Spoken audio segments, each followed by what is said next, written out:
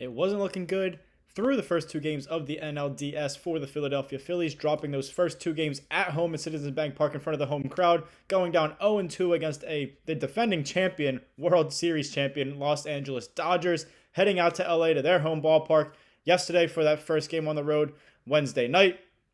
But the Phillies got the job done. They kept their season alive with their backs against the wall, facing the brink of elimination. They won that ball game 8-2, an 8-2 victory in Game 3 of the NLDS against the Dodgers in LA, with the season on the line for the Phillies. Now the Dodgers still lead that series 2-1. The Phillies did force a Game 4, so that's what you like to see. You got to take it one game at a time. They did just that. They won that ball game, and they forced a Game 4. Again, facing elimination, on the brink of elimination. Back still up against the wall. Huge uphill battle to climb to win another road game here on LA to force this Game 5 back at home in South Philadelphia at Citizens Bank Park on Saturday. Tonight, though, that's all you have to worry about. 6:08 start time here on the East Coast for the Phillies versus the Dodgers Game 4. Christopher Sanchez on the mound for the Phillies getting the start up against Dodgers starter Tyler Glasnow. Not going to be easy for the Phillies again.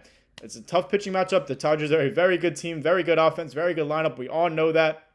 It's going to be tough. Their backs are up against the wall, uphill battle to climb. But we saw them win yesterday. They could definitely win again. They've won multiple games in a row before. They obviously have to win tonight. They obviously have to win again in Game 5. They had to win 3 games in a row. They got one. Now they still have to win 2 more games in a row to move on, to keep their season alive to the NLCS. We'll see what happens. Again, you got to take it one game, one pitch, and one swing at a time. Stay in the moment. Don't think ahead. And that's exactly what the Phillies did last night. They have to do that again here tonight, or else their season is over and they are packing their bags for Cancun in these 4 games, just like last year in the NLDS when they lost in those 4 games to the Mets. Hopefully we have a different outcome. Hopefully they force a Game 5 here tonight. Keep their season alive. It'll be great to see. Welcome into Phillies Daily, everybody. I'm your host, Mike Hennelly. Make sure you guys subscribe for more Phillies content right here on Phillies Daily. So the Phillies are not dead yet. As I said, won Game 3, forced Game 4 tonight here in LA. 6:08 start time. Christopher Sanchez, the ace of this staff, on the mound. He pitched really good in Game 1. Unfortunately, came up on the short end of the stick. The Phillies offense just couldn't get things going after that hot start earlier in the ballgame where they scored those 3 runs in that second inning. Couldn't get any more runs. Lost that ballgame 5-3 in a comeback by the Dodgers. Now they did drop the first 2 games at Citizens Bank Park, as I mentioned, to go down in the series 0-2. Big 8-2 victory in Game 3 last night to force that Game 4 in LA. Once again here, 6:08 start time. The Dodgers did score first in Game 3 in the third inning, I should say. It was a solo home run in that third inning by Edman of the Dodgers. And then you're like, oh boy, here we go. Down 1-0, third inning. Dodgers, good team, playing at home. Already up in the series 2-0 over the Phillies. We all knew how the Phillies offense looked in those first 2 games. Wasn't looking great. But the Phillies offense did respond with a 3-run 4th inning. Just a huge inning for them to take that lead. Go-ahead inning for them following that solo shot by Edman in the third for the Dodgers. Very nerve-wracking throughout the game, though. It was 3-1. Phillies lead. Tight ball game, obviously, there on the road against a very good Dodgers offense that can strike at any moment, just like the Phillies offense can as well. But very tough. It's just so nerve-wracking. The Phillies had multiple opportunities to score, to break it open in the game. In fact, they had second and third with no outs, and first and second with no outs in back-to-back innings. Did not score either time. So still just a very tight, close ball game. Good pitching on both sides going on for the most part. The Phillies pitching did get out of jams. Aaron Nola got out of jams early on. I'll get to that in a moment. Ranger Suarez also got out of jams as well throughout his 5 innings. I'll get to that in just a moment as well. The offense did, as I mentioned, fail to score, to break it open earlier in the ballgame. Now they obviously did get to Clayton Kershaw, the Dodgers' legendary starting pitcher. He came out of the bullpen for them. It's his final season. He's retiring after these playoffs, after this year. They got to Clayton Kershaw there in the 8th inning. In fact, it was a 5-run 8th inning for the Phillies offense. They broke it wide open, took an 8-1 lead late in the ballgame, and that was pretty much it for them. It was great because the Phillies were warming up Joan Duran to come in maybe as soon as that 7th inning. Ranger Suarez, if you let some guys on, if you got into some trouble, it looked like they were going to bring in Duran for that high leverage situation in that close 3-1 ball game that they had the lead. And then even if it was still close moving into that 8th inning when the Dodgers were up to bat, Duran was likely coming in. He was still getting ready. Kirkring was also getting ready once the Phillies started scoring more runs. So it was great that Duran didn't have to pitch because now he is available for this Game 4 here tonight in Dodgers Stadium. Obviously, they had the off day on Tuesday, traveling from Philadelphia to LA. He didn't have to pitch Duran yesterday, so that is 2 full days of rest in case the Phillies need him to go multiple innings here tonight in a obviously win or go home ball game to keep your season alive. So that was great. Phillies offense came through, had some opportunities early in the ball game, couldn't do it, but they came through in the 8th inning against Clayton Kershaw, scored those 5 runs, and won that ball game 8-2. Now there was a lot of talk going into Game 3 about the Phillies pitching plan, what Rob Thompson was doing, what the Phillies coaching staff was thinking.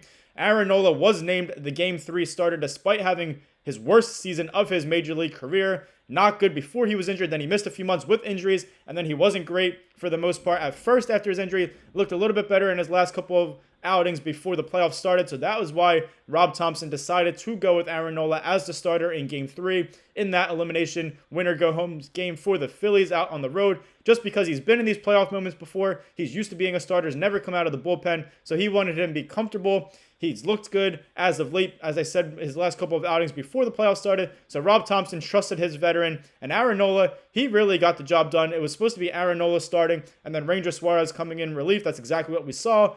The initial plan was to start Nola, Ranger Suarez relief, and then get to Duran for the save, for the close situation, or just a tight ball game late in the game. As I mentioned, we did not have to use Joan Duran, which is great. So the plan went even better than expected for the Phillies yesterday, thanks to that 5-run 8th inning the offense was able to put up. Now, Nola did look good in his start. He only went 2 innings, and then Rob Thompson replaced him with Ranger Suarez. He said his plan was for Ranger Suarez to get through the order once and then have Ranger Suarez come in a clean situation. That's exactly what happened. Aaron Nola looked good. Again, 2 innings, allowed just 1 hit. He did hit a batter, Freddie Freeman, but he had 3 strikeouts in those 2 innings. Looked good. He got out of a jam in that first inning. He had some tough luck. Brandon Marsh decided to dive. That could have been a costly mistake for the Phillies if they lost that ball game. But luckily, they did win the ball game. Brandon Marsh decided to dive in the first inning. Nobody backing him up. Ball got by him. Wasn't really that close. Didn't stop the ball. And then Mookie Betts, I believe it was, got a triple out of it and then put Aaron Nola in a very tough situation right away on the road to start that ball game in the first inning. Luckily, Aaron Nola was able to get out of it unscathed, and the Phillies went on to win that ball game 8-2. Now, it was a little bit dicey. Obviously, everybody wanted Ranger Suarez for the most part to start that game in the first place, but Aaron Nola did look good. And then when Ranger Suarez did come in, his very first pitch in that 3rd inning in relief of Aaron Nola was that solo home run that he allowed to Tommy Edman on the Dodgers. First pitch swinging, first pitch home run, and then you're like, oh boy, what are we doing? Aaron Nola looked good in those two innings. Maybe you let him keep pitching there instead of going to Ranger Suarez so early. And then you're like, maybe it's not Ranger Suarez's day. He allowed this solo home run off the first pitch, and then you're like, oh, here we go. We can get swept here by the Dodgers. Not looking good, but Ranger Suarez did settle in after that, and he was really dominant for the Phillies after that fact. 1-0 Dodgers lead in the 3rd inning, but then Ranger Suarez settled in, dominated. He went those 5 innings. It looked good, only allowing that 1 run. Kept the Phillies in the ballgame, obviously. Got out of some tight jams, as I mentioned, throughout those 5 innings. And the Phillies ended up winning that ballgame 8-2. Again, they didn't have to use Duran, which is great. Kirkring had a shutdown 8th inning for the Phillies. They even got to bring in Taijuan Walker, someone that they're not going to be using here in high leverage situations, obviously in the playoffs. So you don't have to waste another high leverage arm. Taijuan Walker, he got 2 outs in the 9th inning. He did get into a little bit of a jam. He allowed 2 hits, 1 walk, and an earned run, which is why the Dodgers ended up scoring 2 runs in that 8-2 victory for the Phillies. And then Rob Thompson did not want to take any chances, even with that huge lead. Taijuan Walker, a little bit of a jam. He brought in Tanner Banks for Taijuan Walker with 2 outs in the 9th. Tanner Banks needed just 1 pitch. He was able to get the final out on a fly out, and the Phillies won that ball game 8-2 to force that Game 4. So a successful pitching plan by the Phillies. Obviously went a little bit better than expected, not having to use Duran last night. Now he's on 2 full days of rest going into today's winner-go-home game again in Game 4 on the brink of elimination for the Phillies. They have their ace, Christopher Sanchez, on the mound. They have Duran now on 2 full days of rest. He was possibly going to pitch multiple innings last night, so you have him for probably multiple innings here tonight as well if needed. So you have some good pitchers here, which is exactly what you need for this to try to force a Game 5 back at home at Citizens Bank Park. Now, going a little bit to the offense, it really all started with who else other than Kyle Schwarber, the Schwarbarian. He had been cold. He had been hitless, really, throughout those first 2 ball games, not looking good. Going back into the regular season, he was in a bit of a slump there. Kyle Schwarber just not getting things done here. It was looking bad. But Kyle Schwarber, after being down 1-0, the Phillies after that, Ranger Suarez, he allowed that solo home run to Tommy Edman in the third. Off of that first pitch, swinging 1 pitch, 1 home run for the Dodgers. The Phillies and Kyle Schwarber got things started in the 4th inning, down 1-0. Kyle Schwarber absolutely moonshot, absolutely demolished, crushed to right field off of the roof there in right field of the Pavilion in Dodger Stadium. Just crushed it. Game-tying 455-foot home run off of that roof. Phillies obviously tied it up there 1-1 in the 4th inning after going down 1-0, and that's really what started the Phillies offense, get things going, and that's exactly what they needed. That's exactly what Kyle Schwarber needed. The Phillies did rally after that. They scored 2 more runs, had a few hits in that 4th inning, and then took a 3-1 lead after that 4th inning. They held that lead all the way till that 5-run 8th inning where they scored 5 runs and took an 8-1 lead, but it was a tight ball game. Kyle Schwarber helped the Phillies offense get a little bit of a spark and energy in that do-or-die elimination game, and they obviously came through, had opportunities, as I mentioned, second and third no outs, first and second no outs, and back-to-back innings, didn't score in those, ended up getting that 5-run 9th inning, so it doesn't really matter at that point.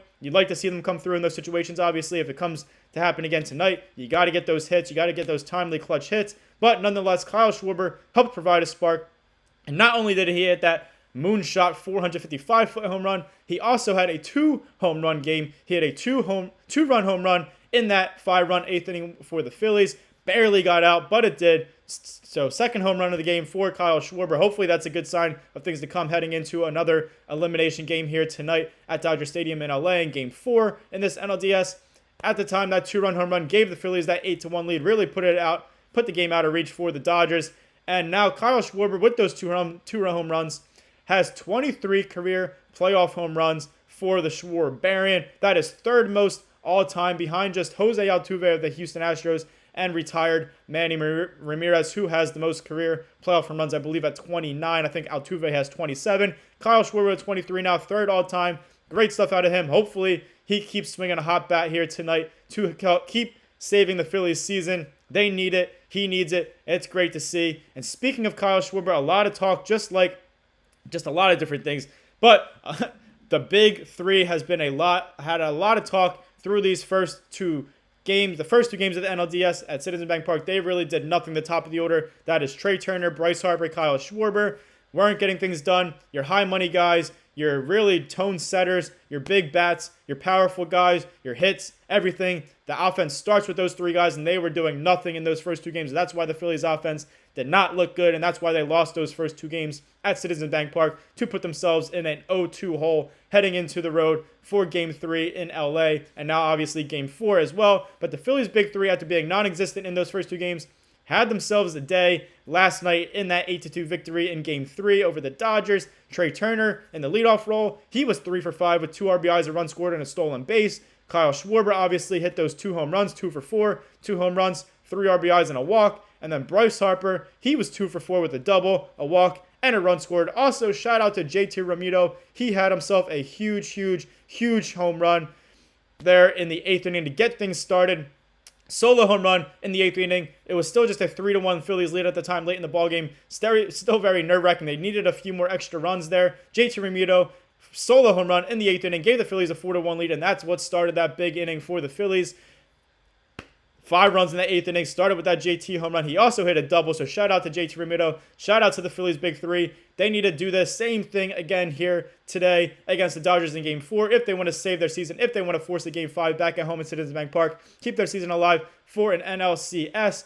Thank you guys for watching this episode of Phillies Daily. I'm your host, Mike Kennelly. Make sure you guys like, comment, share, and subscribe for more Phillies content right here on Phillies Daily. Phillies forced to Game 4. Still a very tough uphill battle for them to climb here to get back in the series, to even up 2-2 heading into a Game 5 potentially at Citizens Bank Park on Saturday. You got to take a 1 game, 1 pitch, 1 swing at a time, as I mentioned. The Phillies did it last night. They got to do it again here tonight if they want to save their season. Christopher Sanchez on the mound. Can't really ask for anything better than that. If they win, you got to figure you'll see Blake Snell and Shohei Ohtani pitching in a combination in a Game 5. So it's going to still be a tough battle for the Phillies to win these 3 games in a row. But again, one game, one pitch, one swing at a time. Thank you guys for watching this episode of Phillies Daily again. And as always, go Phils.